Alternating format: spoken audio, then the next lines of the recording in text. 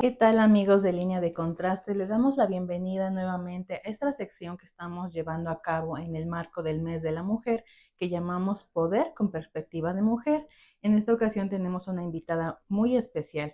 Ella es licenciada en Derecho, es maestra en estudios de género con una especialidad en género y política. Asimismo, es coordinadora de vinculación comunitaria en la Universidad Intercultural de Ixtenco. Además, ha participado e incidido en muchos diplomados, foros, talleres y demás relacionados con la defensa y la lucha por la igualdad de género en Tlaxcala, en México y en otros países. Estamos con la maestra Margarita Cisneros Sony. ¿Cómo se encuentra hoy, maestra?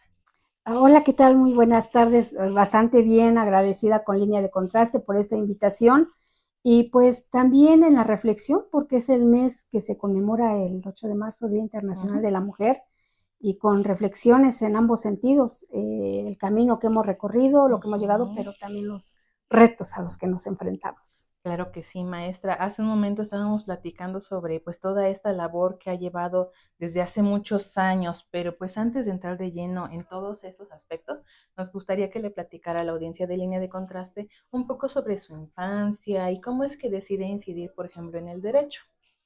Muchas gracias. Pues bueno, yo soy originaria de una comunidad Yumú Otomí, que es el último bastión actualmente.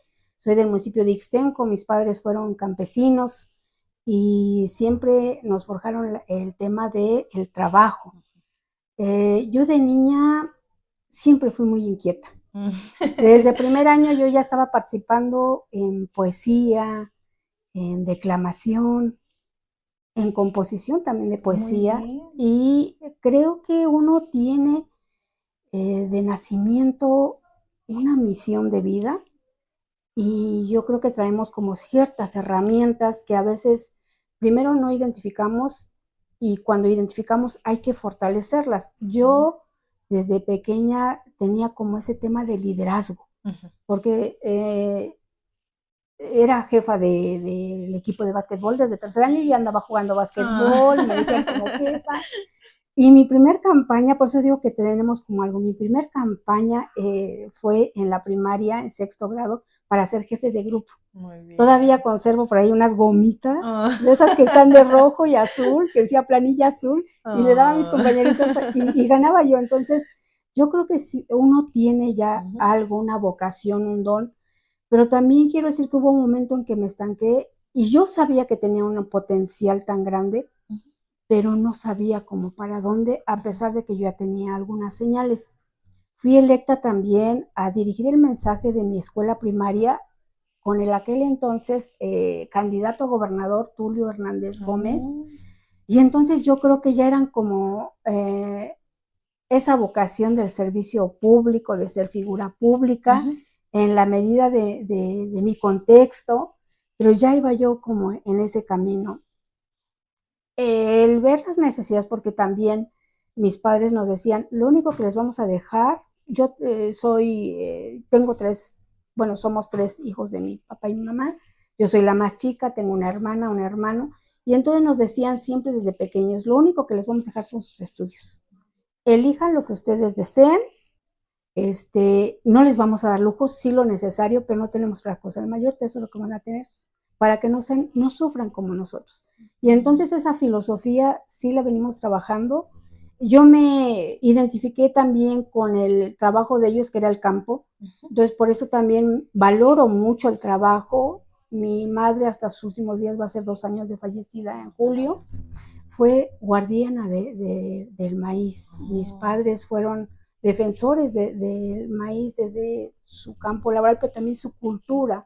Los pueblos originarios, como el caso de Yumú, ven esa cosmovisión integral de salvaguardar el agua, el medio ambiente, las semillas, y esa cultura la fui adquiriendo yo. Por eso considero grande el tesoro que me dejaron mis padres, y ese camino tanto de liderazgo, de participación pública, pues la vida me fue abriendo el camino para llegar hasta donde ahora estoy. Maestra, ya desde chiquita tenía este liderazgo nato, ¿no? Que a veces también uno siente, pero exactamente no sabe hacia dónde dirigirse.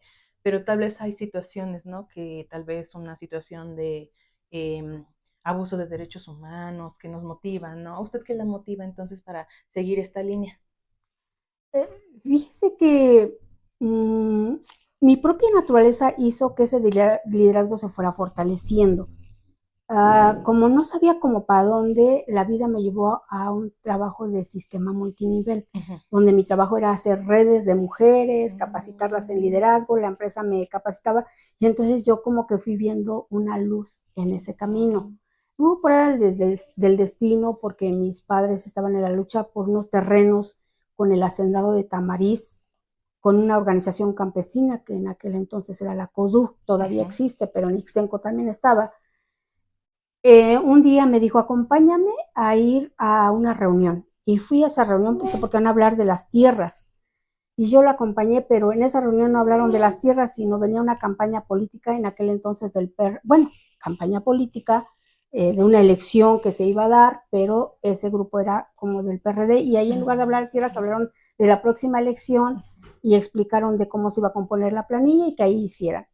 Y yo dije, es que no, la gente, yo veía todas con cara de que no entendía lo que nos estaban explicando, y dije, ¿saben qué? ¿Por qué no toman una cartulina y explican así con calma? Y entonces, como me vieron que yo participaba, después fueron a la casa a invitarme a formar parte de esa planilla. Estoy hablando de los años 1995, 96, estaba más joven.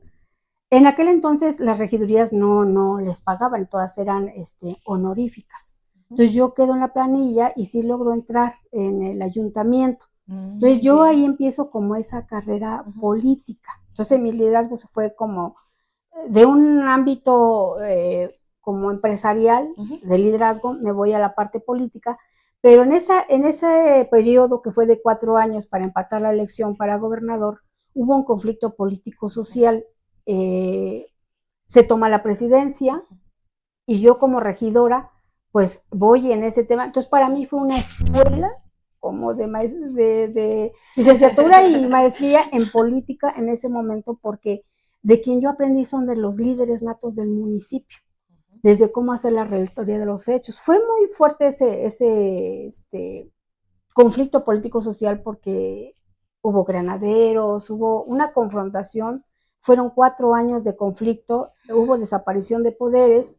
Yo dejo al haber desaparición de poderes, yo dejo de ser regidora, me invitan a ser, al formarse el consejo municipal, ser concejal. Yo dije, pues que doy oportunidad a otra persona, yo ya tuve esa experiencia. Y dijeron, entonces vas como tesorera. Al ser un tema de mucha responsabilidad por representar un movimiento, pues entonces las cosas se tenían que hacer bien. Yo ahí digo, a lo mejor es fuerte decirlo, pero tuve que denunciar a uno de los presidentes del consejo, porque sí hubo corrupción. Yo al pedir que pagara, pues yo pedía el expediente técnico y lo tenía que verificar con el comité de obra, si es que eran sus firmas. Yo me percato de que no habían sido sus firmas, que había habido falsificación. Entonces me voy con el Ministerio Público, hago conferencias de prensa, informo al pueblo. Es decir, en esos 4 años yo hice quizás lo que muchas personas no han hecho en una sola administración o en 2, porque el momento así lo requería, y el compromiso de mi familia, porque no era Margarita, sino era también, pues, ¿quién es tu familia? O sea, como para saber, como que te quedas etiquetado. Yo digo que jugar a la política es una satisfacción muy grande, pero tiene que trabajarse de mucho cuidado. Y yo digo que siempre uno tiene que entrar por la puerta grande y salir por la puerta grande, porque también es muy castigado ante la sociedad cuando uno deja cosas no aclaradas. Y por eso para mí era importante. Ahora sí que yo a lo mejor hasta cumplí lo que dijo Andrés Manuel: con el pueblo todo y sin el pueblo nada, porque yo informaba todo, y ya que el pueblo tomara también sus propias decisiones sobre lo que se estaba haciendo bien o lo que no se estaba haciendo bien, pero el tema para mí era informar. Entonces, eso fue parte que me fue ubicando un poco en el camino. Yo estudié una carrera técnica, administración de empresas turísticas. También debo decir que dentro de mi trayectoria creo que a mí me faltó vocación, una orientación vocacional, porque a la hora de yo terminar la secundaria me dijeron mis papás, pues tú puedes estudiar la prepa aquí en Huamantla, no había en Ixtenco, puedes ir a Tlaxcala si quieres. pero yo elegí esa carrera técnica porque no vi como otra opción en el momento. Mi hermano es maestro hoy jubilado. Dije, bueno, por la escuela no me llamaba mucho la atención. Mi hermana enfermera, en ese momento dije, no, pues tampoco ver los pacientes, no, pero al estudiar eso también fue otro paso también que me marcó en la vida, porque yo al estudiar turismo había unas líneas terminales como era el hospedaje, otro de la alimentación y otro guía de turistas. Yo me defino como guía de turistas y entonces me tengo que estudiar la historia de Tlaxcala. Y eso me da más identidad porque descubro que los tlaxcaltecas somos unos guerreros. La salida de las 400 familias se llevaron los maestros en la agricultura, la parte norte de nuestro país, y que Tlaxcala conquistó Mesoamérica, recorrió, y eso también me hizo empoderarme más como tlaxcalteca. Y entonces yo creo que también esa falta de orientación vocacional, pero también creo que la vida nos va preparando el paso para donde uno tiene que llegar.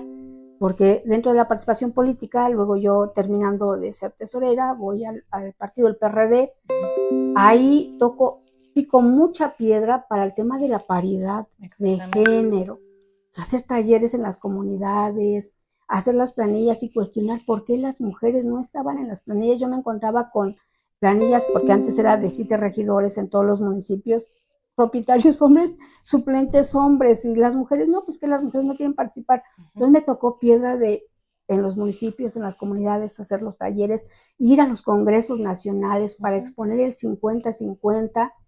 Y yo ahí conozco una gran amiga, quien reconozco, porque hay que reconocer a quienes también nos abren las puertas, la licenciada Gloria Flores Toledo, es una aliada en mi camino, porque cuando yo llego al PRD, ella trae como enlace el tema de la Marcha Mundial de Mujeres, que tenía 2 rubros fundamentales por la que se estaba luchando: contra la pobreza y contra la violencia hacia las mujeres. Se decidió en el estado de Tlaxcala hacer ese comité estatal con titulares de las mujeres de los diferentes partidos, pero con una condición: que no se enarbolara ninguna bandera política, que no se politizara. Entonces jugamos 2 roles: cuando era la política, y cuando era la marcha mundial, quitarnos las playeras y hablar como sociedad civil. Eso nos ayudó mucho, creo que fue un tema histórico, porque logramos hacer la consulta por los derechos humanos de las mujeres en el año 2000. Ahí con unas copias que imprimimos, unas boletitas en 30 municipios del estado sin ningún recurso público, se hizo la consulta, y la demanda que hubo mayormente ahí fue el tema de las guarderías, porque las mujeres decían, pues queremos ir a trabajar para empoderarnos económicamente, pero no tenemos a dónde dejar a los niños, las niñas.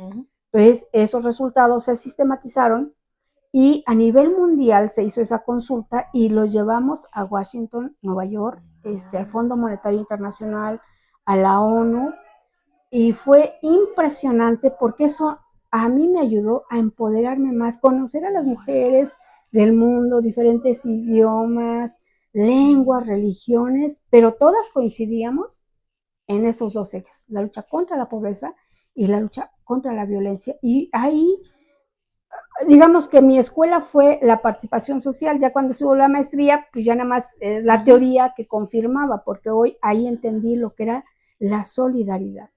Y la solidaridad implicaba, no importa el color, no importa el idioma, la religión, el partido, lo que importa es en qué coincidimos las mujeres en esas problemáticas y en esa lucha que nos hermana. Ahí comprendí a lo que se refería. Posteriormente conocí a lo que decía Marcela Lagarde en el tema de la solidaridad.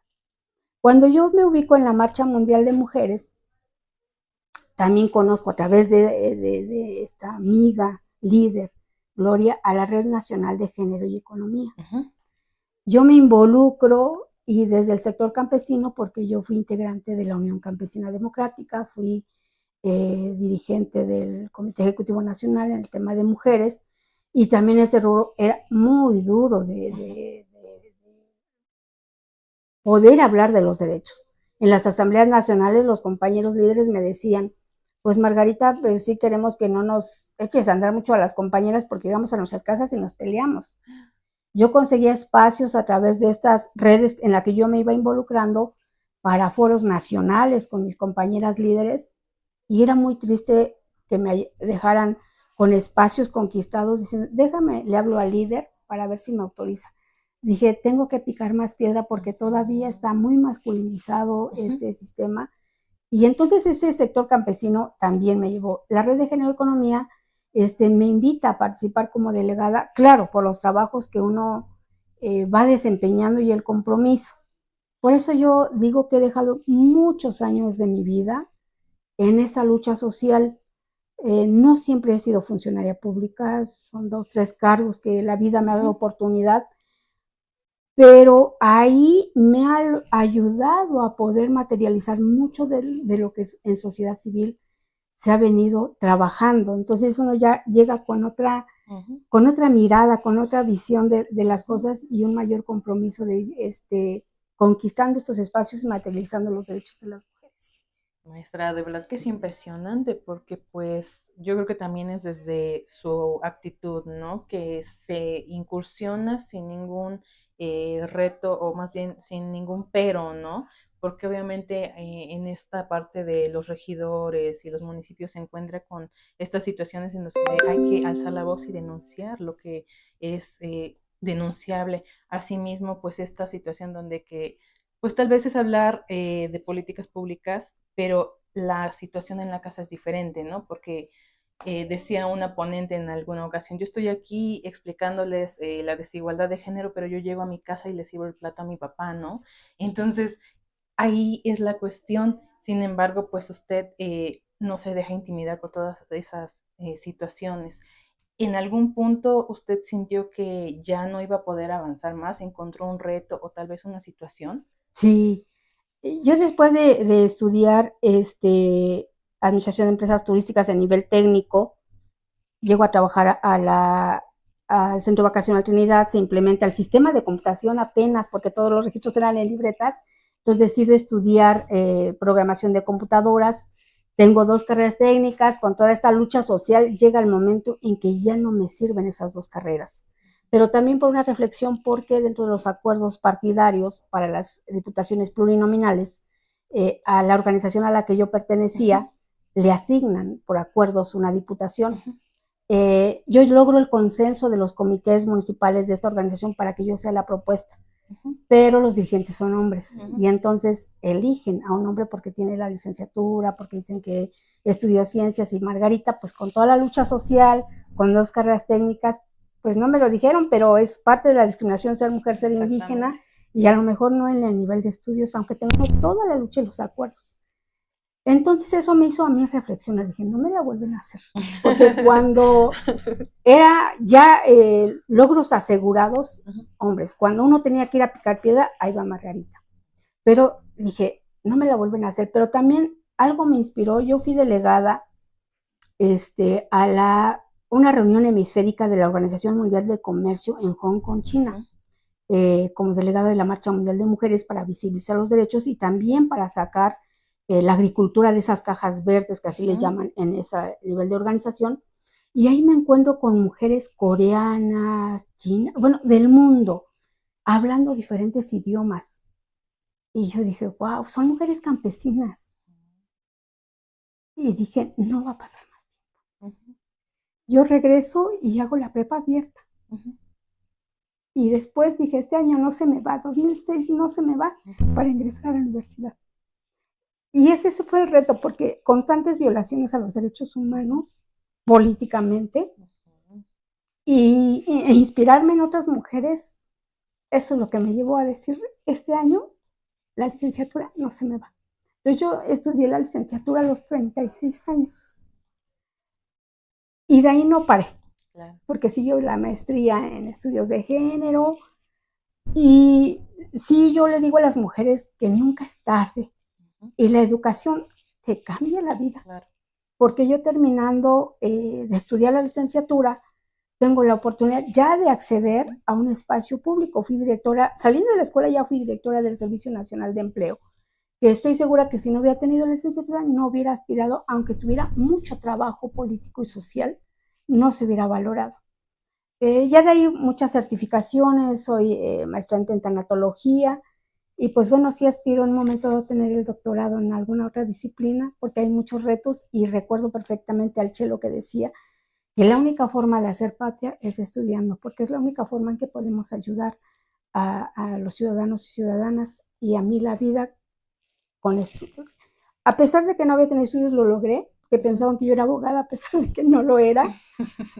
Teniendo estudios, he apoyado también a muchas mujeres, a veces hasta con el testimonio. A mí con ver a las mujeres me inspiraron y yo creo que me ayudaron, y yo creo que muchas mujeres también se inspiran con algún testimonio. Y qué mejor testimonio, ¿no? Que la experiencia que compartimos, ¿no? Como todas somos hermanas en este sistema, ¿no? Que nos está aplastando y que nos dice, tú no puedes estudiar, tú quédate en la casa, tú los niños, tú trabaja el campo, pero la ganancia no va a ser para ti. Y eso es muy bonito, ¿no? Compartir que estamos en este mismo sistema todas y darnos cuenta de que si nos unimos, esa voz patriarcal nos va a decir, no va a significar nada, porque es cierto, desde cuando entramos a la lucha social, pero siempre, siempre elegir estudiar sobre lo que se nos impone, nos empodera, maestra. Asimismo, pues, toda esta situación de, pues, un equilibrio, ¿no? Porque a veces eso platicábamos, ¿no? Sí, venimos, trabajamos, impartimos el taller, sin embargo, ahí siguen todas estas tareas, ¿no? Que tal vez a veces no es por género, sino porque existen. ¿Cómo encuentra usted el equilibrio en esa situación? Es complicado mantener el equilibrio. Yo por mucho tiempo, cuando estaba en la lucha social, era metida en el tema social. Nada más era de llegar a casa, ya vine y ya me voy. Y a veces en la vida uno tiene que decidir el ámbito público o el ámbito privado. Porque es difícil. En mi experiencia personal, tuve que definir el ámbito público. No tuve oportunidad de poder combinar esas dos cosas porque por esta misma cuestión social es muy difícil, y cuando uno se compromete por convicción, entonces yo definí eso, meterme de lleno, y no era de ganar recursos, por eso digo que muchos años ya hice yo mi servicio social en la sociedad, en la asociación, la organización en las que yo estaba, en que me ayudaban en pasajes, en la alimentación, pero todo el tiempo yo lo puse. Pero hoy yo estoy agradecida con la vida porque creo que eso hoy, de alguna forma, de manera natural, pues también lo agradece la vida. Sí. Y por eso quise ser que estoy en este espacio. Yo creo que fue una elección difícil y que a veces no todas tienen como que la oportunidad de elegir, ¿no? Entonces, por todas las que no tienen la oportunidad, el hecho de que algunas tomemos la decisión de elegir tal vez la defensa, el estudio, la abogacía, todo eso, yo creo que también estamos tal vez haciendo justicia para ellas y abriendo brecha, maestra, porque usted abrió la brecha desde pequeña al incursionar en la política, en todas estas situaciones, y pues yo creo que debemos seguir haciéndolo.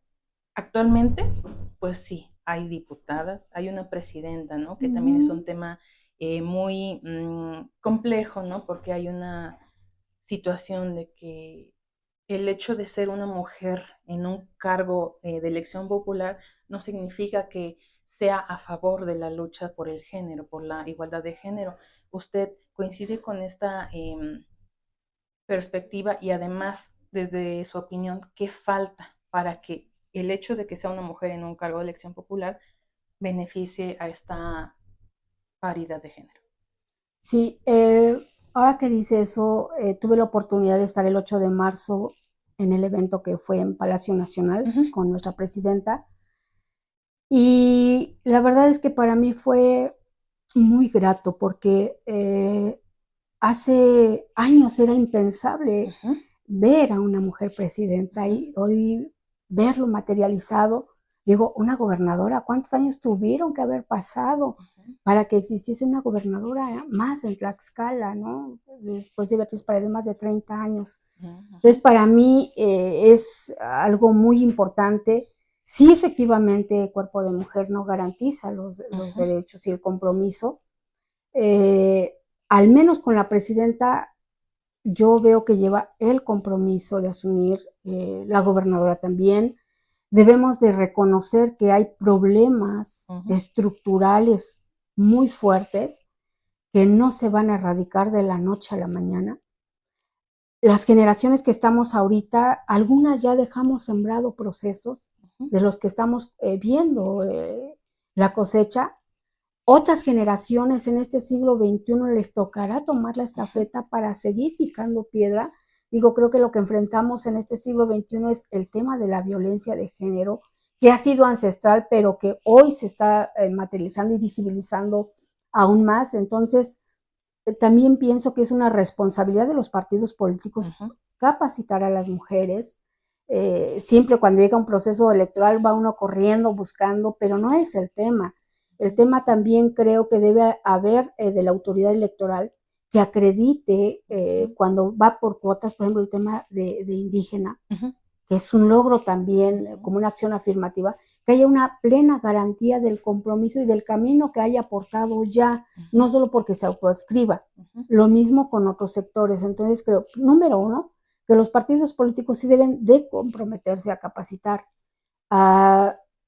Un impedimento que hay para las mujeres que quisieran participar y que tienen todo un proceso, pues siempre son las desventajas y los recursos públicos para poder participar, el tiempo aún todavía, para poder participar. Hay mujeres líderes que tienen niños, pues difícilmente, porque una campaña se requiere tiempo, dinero y esfuerzo. Entonces necesitamos todavía ir trabajando más, pero creo que hemos avanzado. Hay que capacitar también los partidos políticos cuando llega una mujer al cargo, porque a veces el logro es que lleguen, pero luego ya no hay una continuidad. Creo que se tiene que hacer una escuela de formación antes y después, y yo invito a las mujeres que hayan tomado un cargo, que aunque terminen el cargo, ya no regresen al lugar donde estaban, porque es un antes y un después. Y yo creo que la experiencia que ha tenido hay que ponerla al servicio de más mujeres. Exactamente, maestra. Muy bien.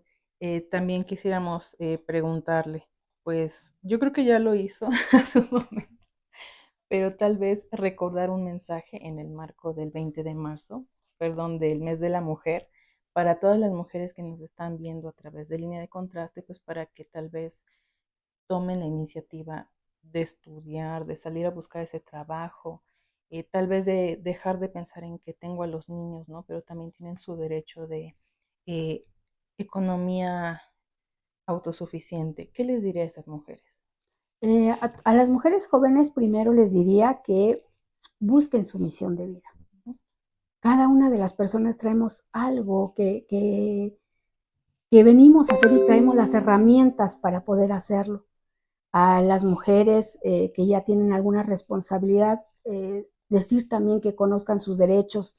Hay instituciones que las pueden ayudar y primero pues empezar por un autorreconocimiento y una autoestima.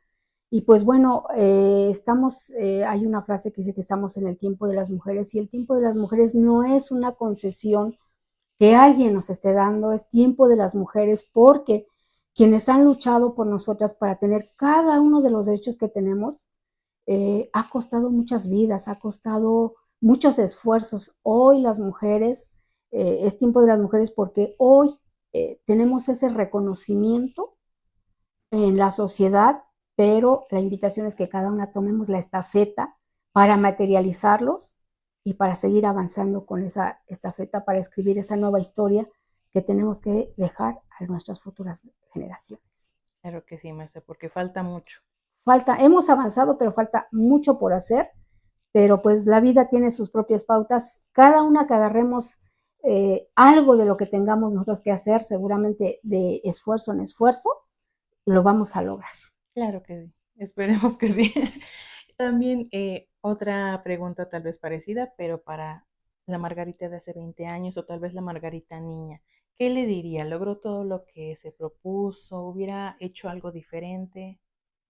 Sí, yo a la Margarita decirle que la quiero y la admiro mucho, que sí, que me hubiera gustado, no en la etapa de niñez, sí en la etapa de la adolescencia, juventud, tener esa vocación, esa orientación vocacional. Porque a veces yo me pregunto, ¿qué hubiera pasado si yo hubiera tenido esa orientación vocacional en tiempo y forma? No quiero decir que esos años se me fueron, al contrario, yo crecí muy fortalecida porque ahí se me dio la parte de activismo social, Sin embargo, quizás no sé cómo hubiera sido mi vida, pero eso es lo que sí me hubiera gustado. Solo decirle que la quiero, que la admiro y que es una gran mujer desde que nació. Muy bien, maestra. Pues antes de finalizar, también tenemos un pequeño juego para usted. Se llama ping pong. Y pues las dinámica es que yo le voy a decir una palabra y usted relaciona con otra palabra. Intente solo una. A ver, muy bien. Entonces la primera sería mujer, Poder, hombre, complemento, poder, palabra, familia, esencia, trabajo, bendición, justicia, necesaria, discriminación, evitarla, leyes, justas, sociedad, transformación, feminismo, posición política. futuro. Hay que construirlo. Muy bien, muy buenas respuestas, maestra. Le quedaron muy bien. Maestra, pues ya antes de finalizar, actualmente es titular de el despacho de educación indígena en la SEP. Desde su trinchera, ¿cómo se incidirá, pues tal vez promover la lucha por la igualdad de género, sin embargo, también como una persona originaria, porque a veces si una mujer es subordinada, en calidad de persona originaria es más subordinada, ¿no? ¿Qué tarea le resta? Hay mucho trabajo que hacer aquí. También reconocer los esfuerzos que han hecho nuestros antecesores en esta área, pero hay mucho trabajo que hacer, en particular posicionar a la educación indígena no como algo secundario, sino que reivindica nuestros orígenes. Entonces, aquí hay que trabajar mucho con los docentes para la sensibilización, en la implementación de la lengua, en todo lo que es el programa de la escuela mexicana, que ahora con esta nueva metodología nos da la oportunidad de que los pueblos originarios se reivindiquen, porque la metodología ya no es plana como antes de que esto es lo que tienes que educar, ahora viene en que cada maestro tenga, cada maestro o maestra tenga esa autonomía de contextualizar desde su comunidad los problemas, involucrar a los alumnos, involucrar a la comunidad. Entonces, pues uno de los grandes retos es justamente la materialización de esta metodología desde esta cosmovisión para poder aterrizarla y materializar el derecho que se exigió de no solamente de que sea en nuestras lenguas, sino de que realmente los niños y las niñas accedan a la educación. Se ha avanzado mucho, pero también hay muchos retos, entonces estamos trabajando en ellos, con la estructura educativa, con el jefe de sector, los supervisores. Estoy visitando escuelas para conocer sus necesidades y todo lo que esté en las facultades de este departamento, pues estamos para poder trabajar. Hay unos libros donde hay poesía de niños y niñas en sus diferentes lenguas, que es en este caso náhuatl y yumú, y muy pronto estaremos presentando este libro, esta obra, para que no quede en el archivo en las escuelas, ni en el anonimato, sino que se dé a conocer, porque los tlaxcaltecas tenemos una historia y tenemos que reivindicarla desde nuestras voces de los niños y las niñas. Muy bien, maestra. Pues desde Línea de Contraste felicitamos su labor, la reconocemos y pues la animamos para que continúe con esta lucha, la defensa de los derechos de las mujeres, de los pueblos originarios, y también pues le agradecemos mucho que nos haya concedido esta entrevista. Muchas gracias. Muchas gracias, maestra. También le agradecemos a ustedes, amigos de Línea de Contraste, por haberse quedado aquí con nosotros, y los invitamos a seguir pendientes de estas entrevistas en el marco del Mes de la Mujer, Poder con Perspectiva de Mujer, y nos estaremos saludando muy pronto. Gracias y adiós.